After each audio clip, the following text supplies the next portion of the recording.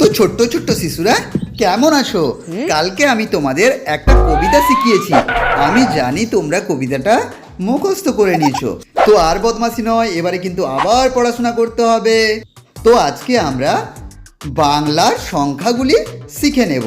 তো প্রথম আমরা তোমাদেরকে শেখাবো শূন্য, যেটা আমরা একটা গোল করলেই হয়ে যাবে। যেভাবে আমি করছি স্লেটে, ঠিক তোমরাও সেভাবে স্লেটে কিন্তু করবে। তোমরা ছোটরা স্লেটেই প্র্যাকটিস করো, ঠিক আছে? তো শূন্য কিন্তু আমাদের কাজে লাগে এই সংখ্যাটি। এরপরে আমরা শিখে নিব একে চন্দ্র, বাংলাতে এক বলা হয়। আর আমাদের চাঁদ একটি আছে বলে আমরা এককে মনে রাখার সুবিধার্থে একে চন্দ্র বলি।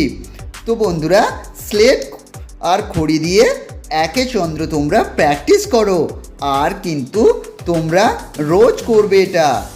এরপরে যেটা আসছে সেটা হচ্ছে দুয়ে পক্ষ। এই নাম্বারটি বা এই সংখ্যাটি ঠিক এভাবে দেখতে হয়। প্রথম আমরা উপর থেকে একটি হালকা করে কার্ভ লাইন টানবো, তারপরে নিচের দিকে একটা লাইন টেনে দেব। তো বন্ধুরা, হয়ে গেল দুয়ে পক্ষ। দুয়ে পক্ষ এই কারণে বলা হয় কারণ আমাদের পক্ষ হচ্ছে দুটো। এরপরে আসছে তিনে নেত্র, বা বাংলাতে এই সংখ্যাটিকে আমরা বলি তিন।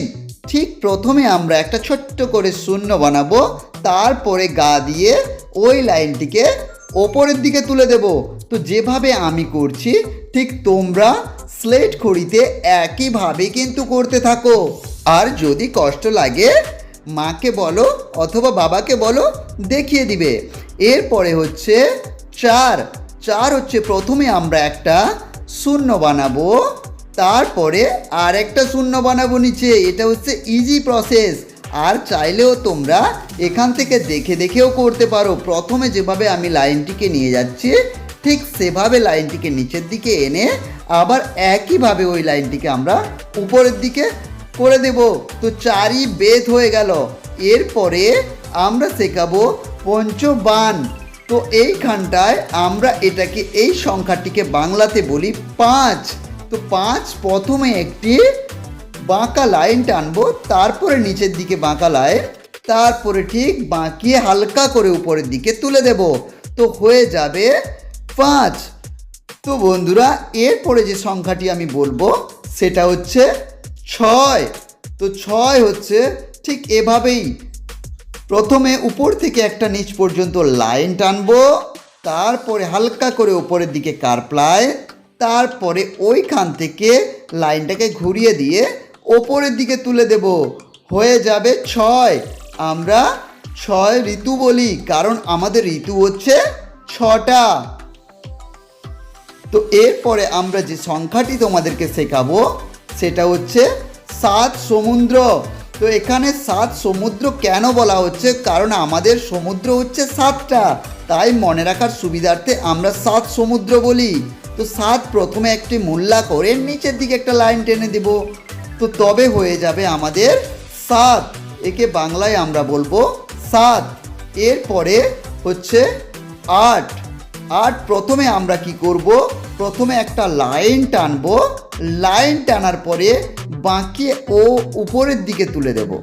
উপরের দিকে তুলে দেওয়ার পরে ঠিক রাইট মানে ডান দিকে একটা লাইন টেনে দেব।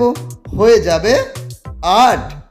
তো বন্ধুরা, এই সংখ্যাটি তোমরা কিন্তু লিখে ফেলো। এরপরে আসছে নয়। নয়কে আমরা বলি নয় নবগ্রহ, কারণ আমাদের গ্রহ হচ্ছে নটা। কিন্তু এখন আরও বিজ্ঞানীরা আরও গ্রহ কিন্তু খুঁজে পেয়েছে। তো বর্তমান আমরা একে নয় বলেই ডাকবো। তো এখানে নয় প্রথম মুল্লা করে হালকা বাঁকিয়ে ওপরের দিকে তুলে দেব। হয়ে যাবে নয়। তো বন্ধুরা, আমি তোমাদেরকে আজকে সংখ্যা শেখালাম। কেমন লাগলো? পরের ক্লাসে কিন্তু আমি টাস্কগুলো নিব। এখনো পর্যন্ত গ্রুপে জয়েন করনি তো করে নিও। তো আজকে এতটুকুই। ভালো থাকবে, সুস্থ থাকবে।